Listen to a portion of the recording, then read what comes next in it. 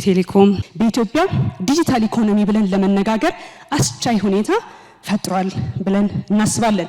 ዜጎቻችን ዛሬ ዲጂታልን ተጠቅመው ገንዘብ ይልካሉ፣ ይቀበላሉ በሀገር ከውጭም እንደዚሁም ደግሞ ለአገልግሎት ክፍያ ዲጂታሉን ተጠቅመው ቴሌብርን ተጠቅመው ክፍያ ሲፈጽሙ ያስተዋለን ነው። ይሄ በዲጂታል ኢኮኖሚ ግንባታና ኢትዮጵያን በዲጂታል እናስታጥቃት ኢምፓወር እናርጋት ብለን ስንነሳ ትልቅ ውጤት ያየንበት ጉዞ ነው። በተለይ የባለፉት 4-5 ዓመት በዲጂታል ኢትዮጵያ ጉዞ በርካታ ፍሬ ያየንበት ነው ማለት ነው።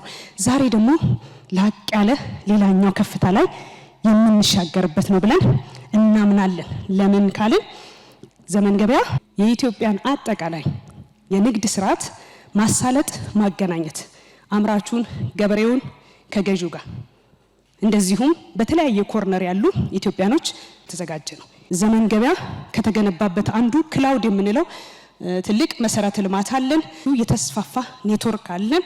በዚህ ላይ ነው እንግዲህ እንደነ ቴሌብርን ስማርት ሲቲ ብለን ሌሎችም ሶሉሽኖችን እያመጣን ያለው ኢኮሜርስም ከላይ የምታዩት ማለት ነው። ስለዚህ ለዚህ የሚያስፈልገንን ሁሉ የቴክኖሎጂ አቅም ገንብተናል ማለት ነው። ማስጀመር አንድ ነገር ነው፣ ዘላቂነቱን ማረጋገጥ በእጅጉ ያስፈልጋል። ሀገራዊ ማርኬት ፕሌስ ነው ብለናል። ስለዚህ ለዚህ የሚመጥን በአቅምም በኢንፍራስትራክቸር በተደራሽነት እንደዚሁም ደህንነቱን ከማስጠበቅ አንፃር የቤት ስራችንን ጥንቅቅ አድርገን ሰርተን እንደዚሁም በቀጣይነት ደግሞ የማያቋርጥ ማሻሻያ እያደረግን እንቀጥላለን።